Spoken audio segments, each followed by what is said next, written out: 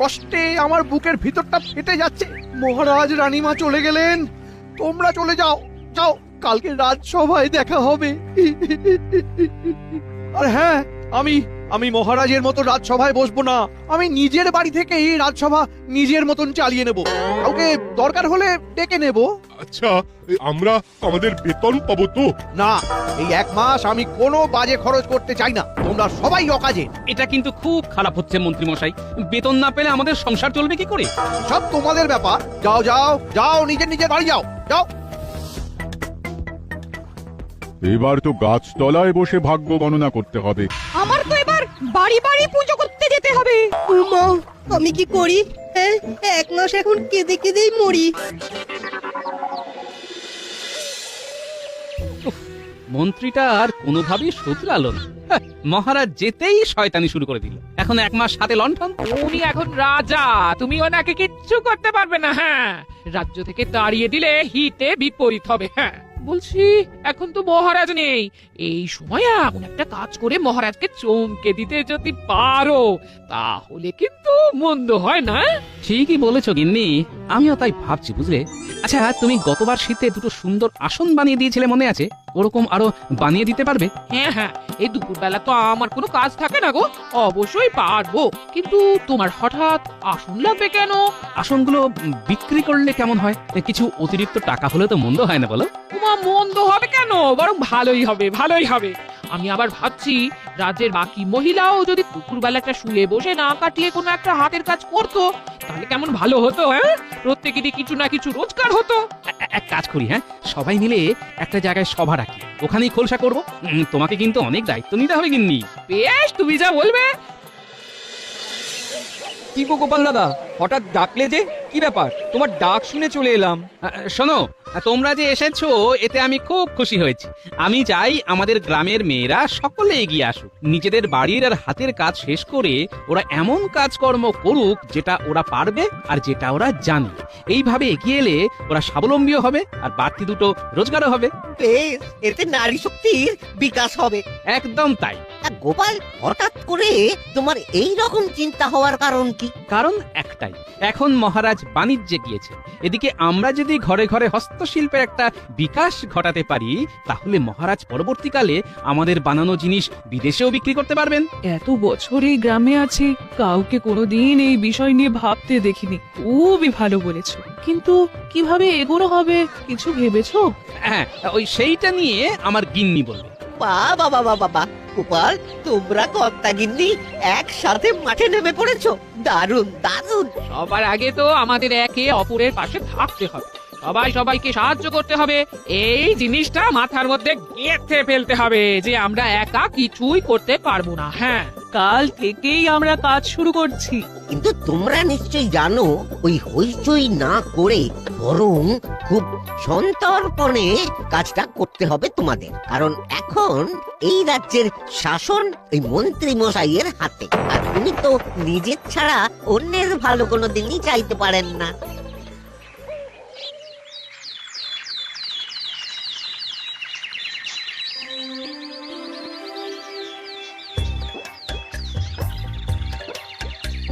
কিরে সন্ধ্যা, হাঁ করে দাঁড়িয়ে কি দেখছিস? হাত লাগা। আমি তো ঝুড়ি বুনতে পারি না। ঝুড়ি বুনতে না পারিস, বেতটা তো এগিয়ে দিতে পারবি। পারবি না? গোপাল দাদার বউ কিন্তু বারবার বলেছে পাশে থাকতে। কাজ করতে পারো বা নাই পারো। এটা হয়ে গেলে আমরা মালা কাটবো। রোদ্দারে, তুই আমায় সুতো কেটে দিবি? বল বল। দেখো প্রহরী, মহারাজ নেই, এখন সব দায়িত্ব আমার। তাই আমি যেভাবে বলবো সেভাবে রাজ্য চলবে। কেমন? তা আমাদের রাজ্যে খাজনা তো ভালোই ওঠে। এটা তো ওঠেই। তোমার দায়িত্বেই তো খাজনা আদায়ের ব্যাপারটা থাকে নাকি? এবারের কি খবর? এবারে খাজনা গতবারের চেয়ে অনেক বেশি উঠেছে, প্রায় 3 গুণ বেশি। বলো কি, 3 গুণ? আর সবচেয়ে গুরুত্বপূর্ণ খবর হচ্ছে অপরাধের হার কমেছে 3 গুণ। মহারাজ বেশ ভালো শাসন করেছেন। সাংঘাতিক ব্যাপার, কিন্তু সবকিছু এত ভালো হচ্ছে কেন? তাহলে তো কেউ আমার কাছে বিচার চাইতে আসবে না। এই বটা ঘটাকে এক্ষুনি খবর দাও, যাও। আমাদের খুঁজতে হবে না, আমরা চলেই এসেছি। তা আমি রাজা হওয়ার পরে কারো মনে রাগ ক্ষোভের কোনো খবর আছে নাকি? না না না না, তা নেই। তবে তার চেয়েও আরো বড় খবর আছে। গোপাল যা প্যাঁচ কষেছে না। কি প্যাচ? আপনি কাগজে কলমে রাজা হলেও গোপাল জনগণের রাজা হয়ে বসে আছে। গতকাল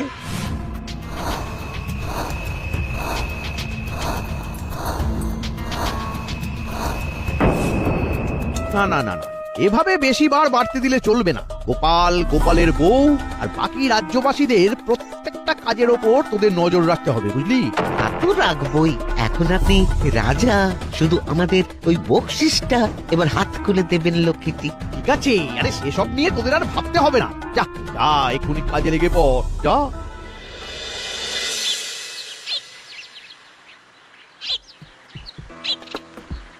বটাদা, ওই দরজার কাছে দাঁড়িয়ে আছো কেন? কিছু বলবে? তোমরা কি রোজই কাজ করছো? হ্যাঁ, সংসারের কাজ সারা হয়ে গেলে সারা সকাল সারা সপ্তাহ কাজ করছি কাজ। জিনিসপত্র বিক্রি করছো কোথায়? গিন্নিমা সপ্তাহে একবার করে হাটে যাবে, সেখানে সব কেনা বেচা হবে। গোপালের বউ তো বেশ কোমর বেঁধেই নেমেছে তাহলে। গোপাল দাদা তো আছেই, কিন্তু গিন্নিমা একাই 100। তা কেমন লাগছে তোমাদের কাজ করতে? কেমন আবার লাগবে? ভালোই লাগছে, বরং দারুণ লাগছে। খারাপ লাগবে কেন বটাদা? তোমরা গ্রামের মেয়েরা কি সবাই খুব ভালো আছো? হ্যাঁ হ্যাঁ, বটাদা, বটাদা, আমরা আমরা খুব ভালো খুব আছি। ভালো আছি। আচ্ছা, কি ব্যাপার বলতো? বটাদা হঠাৎ এত খোঁজ করছে কেন? গিন্নিমাকে একবার জানানো উচিত, তোর কি মনে হয়? হ্যাঁ, অবশ্যই। বল ওটা ঘটা, বল কি খবর নিয়ে এসেছিস বল।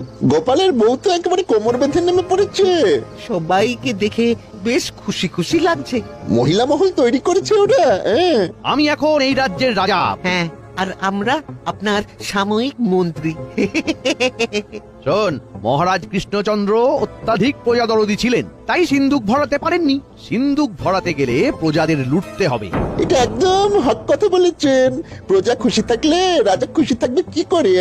সমর্পণ করা জীবনের কোনো মূল্যই নেই। তাই আপনাকে এমন একটা বুদ্ধি ভাবতে হবে যাতে এই 1 মাসের মধ্যে আপনি অগাধ সম্পত্তি করতে পারবেন।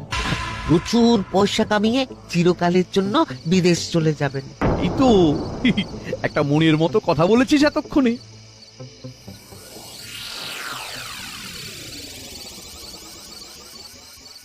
এটা কি সুন্দর লাগছে আমার গলায়। সারাদিন শুধু বসে বসে গয়না গুছিয়ে গেলে হবে, তোমাকেও কিছু কিছু দায়িত্ব নিতে হবে। আমি আবার কি করব গো? তুমি কি জানো যে গ্রামের মহিলারা সংসার স্বামী সব ছেড়ে মহিলা সমিতি করছে? এটা কি ঠিক হচ্ছে? একেবারেই হচ্ছে না।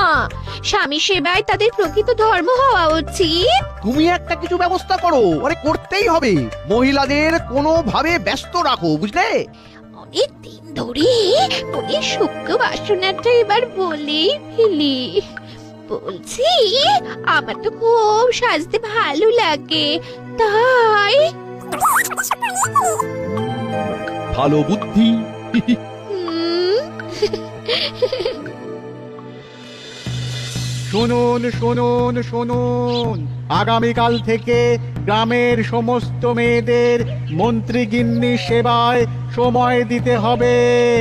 শুনুন শুনুন শুনুন। আজ 20টা ঝুড়ি শেষ করবই। তোমার কি অবস্থা? আমি তো সকাল থেকে মালা গেতেই চলেছি, আজ একটু টেনে কাজ করবই যেভাবে।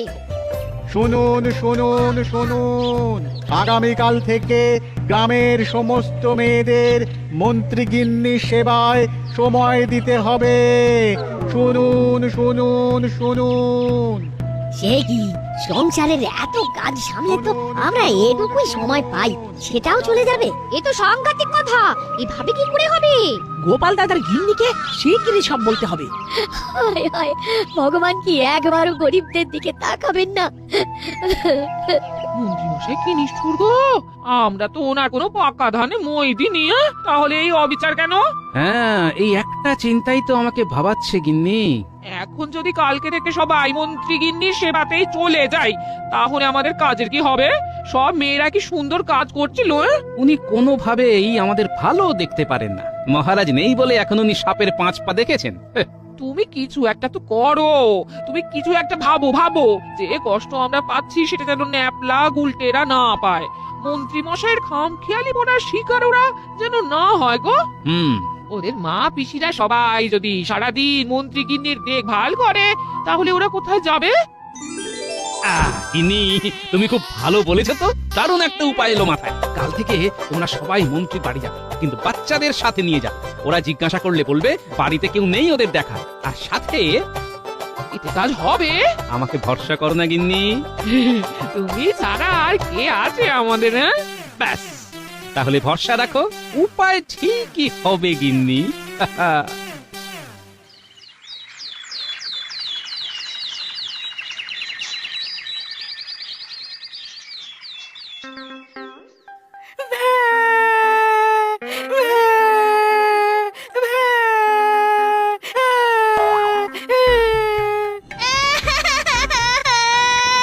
আমাদের খিদে পেয়েছে, খেতে দাও। তো মহাজেব হ্যাঁ শুরু হলো। এই তুই থামবি?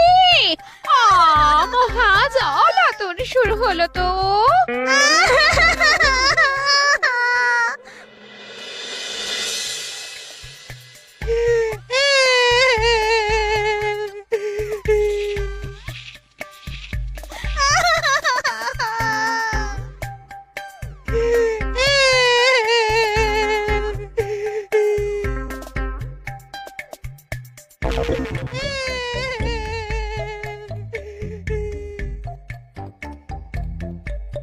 আরে তোমাকে উপায় বার করতে বলেছিলাম, তুমি তো চাঁদের হাট বসিয়ে দিলে। হ্যাঁ, একটা কাজও কি তোমাদের দিয়ে হবে না নাকি? তোমার কথা মতো কাজ করেছি, আর আমি কি করব? দূর করো সবাইকে। আমি অন্য উপায়ে এদের জব্দ করব। আর আমাকেই মাঠে নামতে হবে। হ্যাঁ,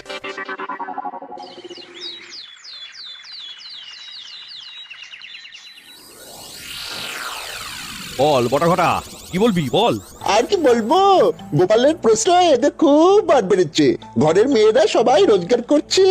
আগে তো দুটো খেয়ে বাঁচবে, তারপর তো হাতের কাজ। কিন্তু গোপালের কথা শুনে সবাই তো কাজ শুরু করে দিয়েছে। এভাবে কিন্তু গোপালের জনপ্রিয়তা আরো বেড়ে যাচ্ছে।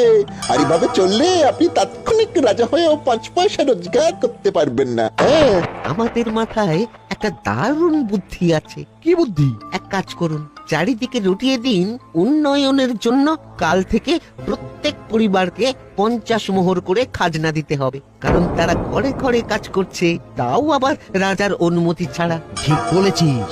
আরে 50 মোহর খাজনা যে না দেবে তাকে আমার বাড়িতে এসে খেটে 50 মোহরের সমতুল্য কাজ করতে হবে।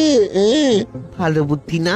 আপনার বাড়িতে কাজ করার ভয়ে সবাই মোহর দেবে, কারণ ওরা জানে এদিকে কাজ করলে ওরা নিজেদের হাতের কাজ করতে পারবে না। সাব্বাস, এই তো দারুণ বুদ্ধি, দারুণ। শোনো শোনো শোনো, রাজ্যের উন্নয়নের খাতিরে প্রত্যেক পরিবারকে 50 মোহর করে খাজনা দিতে হবে। এই খাজনা আগামীকাল সকালে সকলে মন্ত্রী মশাই অর্থাৎ বর্তমান রাজার বাড়িতে দিয়ে আসবে। খাজনা না দিলে সেই অর্থের পরিমাণ শ্রম দান করতে হবে। শোনো শোনো শোনো।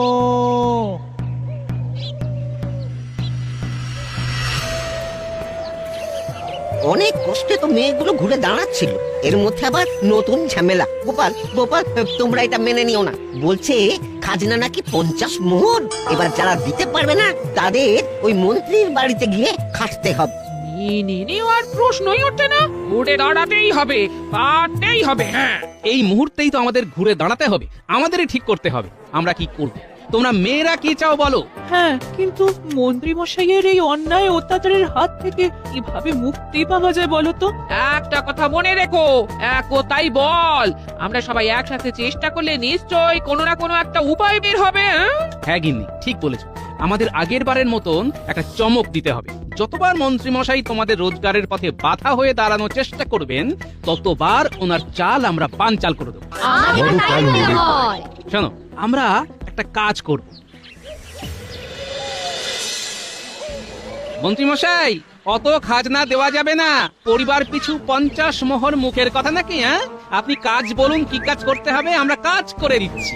আপনি শুধু বলুন কি কাজ করতে হবে, আমরা সবাই আপনার বাড়িতে কাজ করতে রাজি আছি। আরে এ তো আচ্ছা বিপদে পড়া গেল। পুরো রাজ্যের লোক সবাই তো চলে এসেছে। বলুন, আমরা অপেক্ষা করছি। কি করতে হবে বলুন।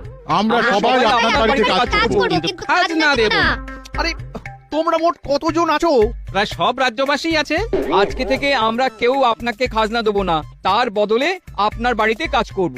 এই মাটি করছে ও মন্ত্রী মশাই, এত লোককে বাড়িতে জায়গা দেবেন কি করে? তোদের কিছুই করতে হবে না। ওরে তোদের কিছুই করতে হবে না, তোরা ফিরে যা, ফিরে যা, যা যা যা। আরে আমি আমার কথা ফিরিয়ে নিলাম, যা। তাহলে তো ভালোই হলো। এই চলো, তোমাদের কাউকে কোনো খাজনা দিতে হবে না। সবাই যেরকম কাজ করছিলে আবার শুরু করো। মহারাজ ফিরে আসলে তখন এর বিচার হবে।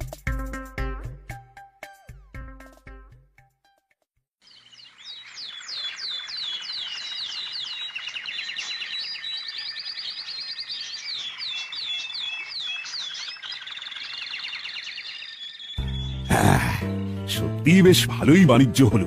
অনেক দেশের রাজাদের সাথেও কথা হলো। আমাদের দেশের আনাজ শস্য এবার বিদেশে রপ্তানি হবে। তা তোমরা সবাই কেমন আছো বলো? আমার অবর্তমানে মন্ত্রী কেমন রাজত্ব চালিয়েছে? খুব খারাপ মহারাজ।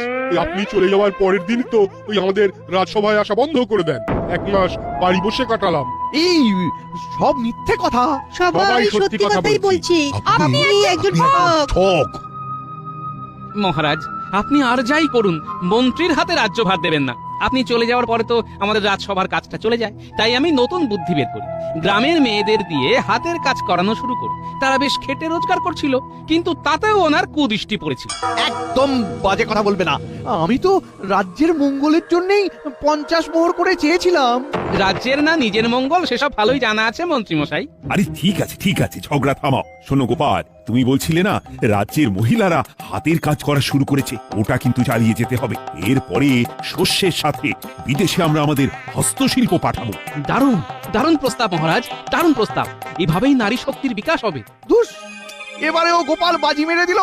আমি তো কিছুই করতে পারলাম না।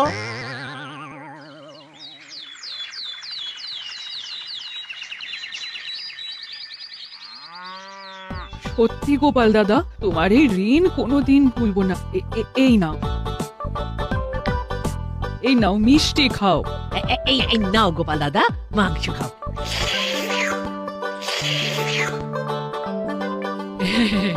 এই নাও পায়েস খাও।